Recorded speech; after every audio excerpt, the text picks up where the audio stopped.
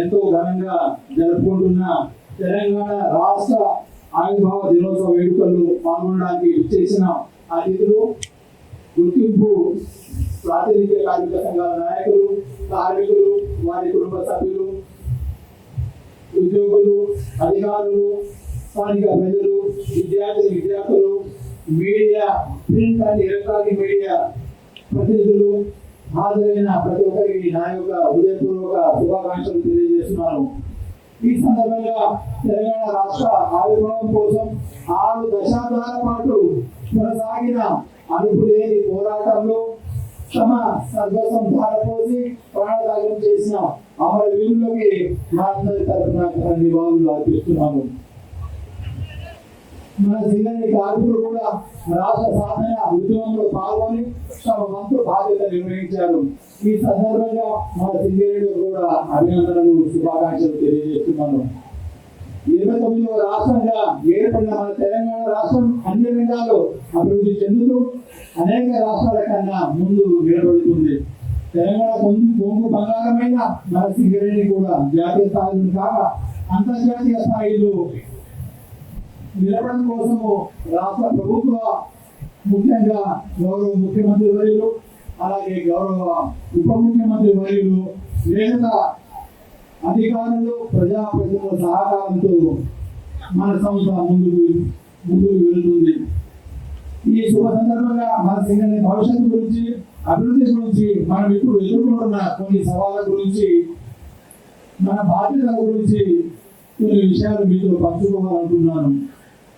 మీ అందరికీ తెలుసు, మన సింగరేణి సంస్థ 6 జిల్లాల్లో 12 ఏరియాల్లో 39 గనుల్లో 41,000 మంది కార్మికులు, అలాగే 30,000 మంది అవుట్ సోర్సింగ్ కార్మికులు కలిసి దాదాపు 70,000 మ్యాన్ పవర్ కలిగి ఉన్నాము. ఏడాదికి 70 మిలియన్ టన్నుల బొగ్గు ఉత్పత్తి చేసి రాష్ట్రంలో సహా మిగతా రాష్ట్రాల్లోని ఆంధ్రప్రదేశ్, తమిళనాడు, మహారాష్ట్ర, కర్ణాటక, దాంతోపాటు 20 పెద్ద విద్యుత్ సంస్థలకి, అలాగే మరో 2,000 చిన్న ధర పరిశ్రమలకి మనం బొగ్గును అందిస్తున్నాము. దాదాపు 136 సంవత్సరాలు మనం బొగ్గు తగ్గుతూ వస్తున్నాము. కాబట్టి సింగరేణికి నీళ్లు కలిగి ఉన్న బొగ్గు ప్లాంట్లు, బొగ్గు నిల్వలు దాదాపు తగ్గిపోతూనే ఉన్నాయి.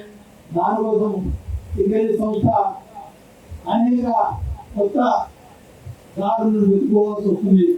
మనం Singareni Godavari valley coal field లో ఉన్న బ్లాకులు ఇప్పటికే అనేక తగ్గిపోయాయి.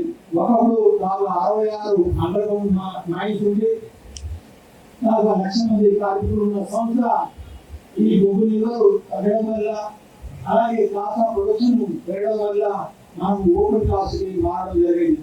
ఓపెన్ కాస్ట్ లో కూడా దాదాపు మనకు ఇక్కడ పెద్ద గనులు లేకపోవడము, ఇక్కడ అన్ని జియోలజికల్ డిస్టర్బెన్స్ లాంటి కండిషన్ తో మన గోదావరి వ్యాలీ ఫీల్డ్ ఉండడం వల్ల మనము ఉన్న బ్లాకులని అభివృద్ధి పరుస్తూ, అలాగే అండర్ గ్రౌండ్ పైన ఓపెన్ కాస్ట్ గా మారుస్తూ ముందుకు వెళ్తున్నాము.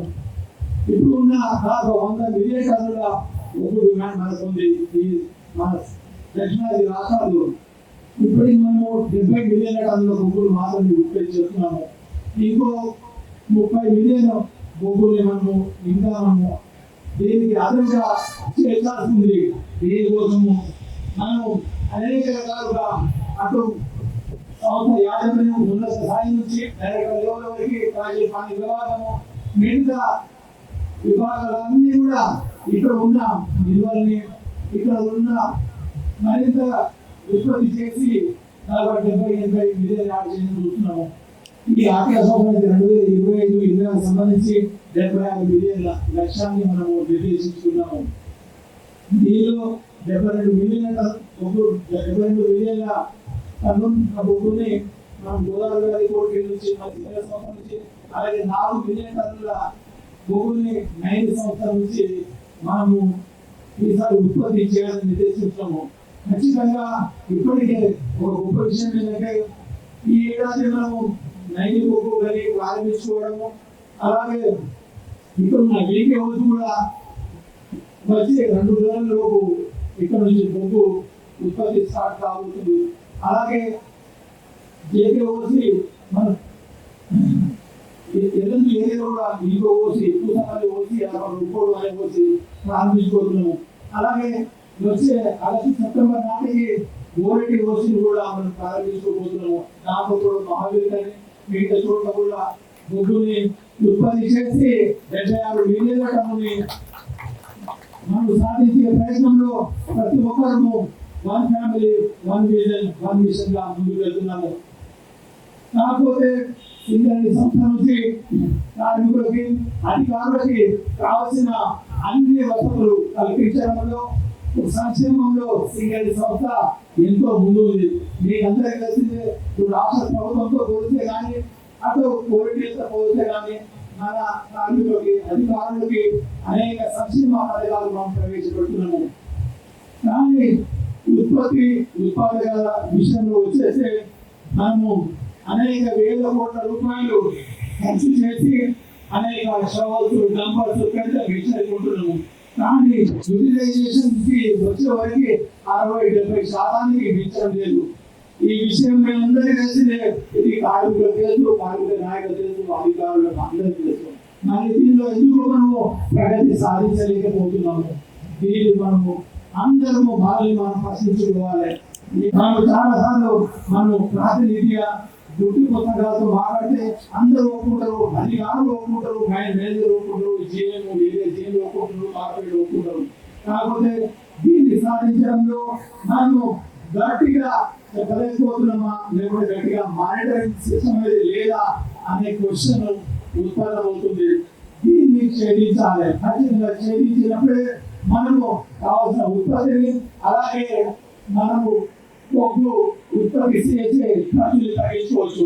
మీకు అందరికీ తెలిసే అండర్గ్రౌండ్ లో 3-4 గంటల కంటే నుంచి పనిచేయలేదు. శక్తికి మొత్తం 24 గంటలు 12 గంటల కంటే ఎక్కువ పని చేయలేకపోతున్నారు. అలాగే ఓపెన్ కాస్ట్ లో నాన్ మిషనరీ 12-14 గంటల కంటే ఎక్కువ పని చేయలేకపోతున్నారు. మళ్ళీ మనము ఈ ప్రొడక్షన్ డేలో జనవరి, ఫిబ్రవరి, మార్చ్, ఏప్రిల్లో మళ్ళీ కొద్ది ఇన్సెంటివ్ కావాలా, లేకుంటే ఎక్కడనే మనము టిఫిన్లో భోజనం అరేంజ్ చేయమంటే కూడా దాన్ని కూడా సంవత్సరం ముందుండి అవన్నీ సదుపాయాలు సర్వే చేస్తున్నాము. మరి చూస్తే మనకు 14-15 లక్షల ఓపీ ప్రతిరోజు తీసుకుంటే కంపెనీ నిర్దేశించిన 2,25,000 క్యూబిక్ మీటర్ల ఓపీకి వెళ్ళిపోతున్నాము. దాంట్లో కూడా 70-80% మాత్రమే ఉంది. సో ఆ తర్వాత మనము E7 ఆఫీసర్లతో అందరితో మాట్లాడాము. 2 రోజుల క్రితమే ఎస్సీ, ఎస్టీ, ఓబీసీ అందరూ అధికారులు, అందరూ అసోసియేషన్ ప్రతినిధులతో మాట్లాడము. ఈ విధంగా సింగరేణిలో ప్రతి ఒక్కరిని వారి బాధ్యతలను గుర్తు చేస్తూ వారి యొక్క అధికారం, వారి యొక్క రైట్స్ రెస్పాన్సిబిలిటీ గుర్తు చేస్తూ అందరినీ కలుపుకుంటూ మనం ముందుకు వెళ్తున్నాము. ఖచ్చితంగా నేను చూడలేదు ఏంటంటే ప్రతి ఒక్కరు ఒక కంపెనీ యొక్క దృక్పథాన్ని, నేపథ్యాన్ని, బాధ్యతని అలవర్చుకొని ముందుకు వెళ్ళాలని కోరుకుంటున్నాను. దాంతోపాటు ముఖ్యంగా కార్మికులు కానీ ఉద్యోగులు కావడానికి కావాల్సిన మెడికల్ ఫెసిలిటీస్ కోసము మనం ఇప్పటికే రామగుండం హాస్పిటల్ ఏరియాస్ ఐడెంటిఫై చేసేసి అక్కడికి కావాల్సిన సూపర్ స్పెషాలిటీ హాస్పిటల్ నెలకొల్పాలని ఇప్పటికే మనము ఖాతా కోసం ప్రయత్నిస్తున్నాము. ఆ ప్రయత్నం వచ్చే 1-2 నెలల్లో సాకారమై మొదటిగా కంపెనీ లెవెల్లో ఒక సూపర్ స్పెషాలిటీ హాస్పిటల్ నెలకొల్పబోతున్నాము. తర్వాత కొత్త మెయిన్ హాస్పిటల్ కూడా మనము సూపర్ స్పెషాలిటీ లెవెల్కి తీసుకెళ్ళబోతున్నాము. దాంతో పాటు ఈ మధ్య మీకు అందరికీ తెలిసిన ఒక కమిటీ చేసాము. హైదరాబాద్ కూడా హాస్పిటల్ నెలకొల్పే అంశాన్ని పరిశీలించాలి. ఈ విధంగా కార్మికులు కానీ అధికారులు కావాల్సిన మెడికల్ హెల్త్ ఫెసిలిటీ చాలా అవసరం కాబట్టి కంపెనీ గుర్తించి ఈ విధంగా ముందుకు వెళ్తుంది. అలాగే విద్యాపరంగా కంపెనీలో మనకున్న 9 high school, junior college, degree college, PG college, polytechnic college లో కూడా ఉత్తమ విద్య బోధించేందుకు, అలాగే వీళ్ళకి కార్మికుల పిల్లలు దేశంలో ఉన్న ఉన్నత విద్యా ఉపాధి అవకాశాలు, అలాగే విదేశాల్లో ఉన్న ఉపాధి విద్యా అవకాశాలు కల్పించేందుకు మనము చెప్పండి చూపేందుకు కల్పించు అనే కార్యక్రమాన్ని కూడా మనం ఏర్పాటు చేయడం జరిగింది. దీన్ని విస్తరించి కార్మికులు, ఉద్యోగుల విద్యార్థులకి వాళ్ళ పిల్లలకి ఈ అవకాశాలు కల్పించడానికి కృషి చేస్తాము. మనము కోల్పేటలో ఇప్పటికీ 12 స్కిల్ డెవలప్మెంట్ సెంటర్లు ఏర్పాటు చేయాలనుకున్నాము. దాంట్లో మొదటిగా మనము మందమంలో ఏర్పాటు చేశాము, తర్వాత రామగుండంలో, తర్వాత భూపాలపల్లిలో, తర్వాత మనం సెంట్రల్ కాలేజీలో కూడా మనం స్కిల్ డెవలప్మెంట్ సెంటర్ని ఏర్పాటు చేసుకోవడం జరిగింది.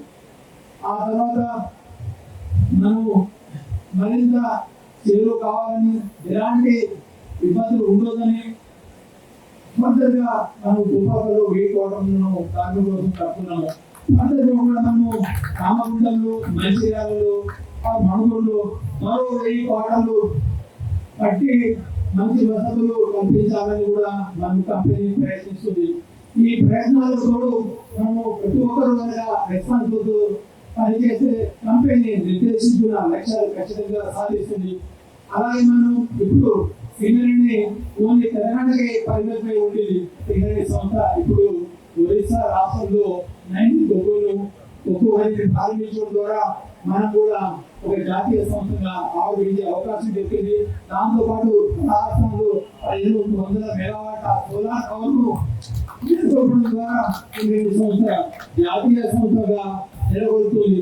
ఎవరైనా సరే మనం ఏ ప్రాంతాలను కూడా సందర్శించినట్టు ఎవరైనా ఒరిస్సా వెళ్తే, అటు రాజస్థాన్ వెళ్తే సింగరేణి సంస్థ ఆవిర్భవించి మన అందరికీ గర్వకారణంగా మనం చెప్పుకోవచ్చు. అలాగే దేశము ఏదైనా సంస్థ, అటు ప్రభుత్వ రంగ సంస్థ కానీ ప్రైవేట్ రంగ సంస్థ కానీ ఎప్పుడు డైవర్సిఫికేషన్ అవుతుంది, వాళ్ళ ఒక లైఫ్ అనేది ఉంటుంది.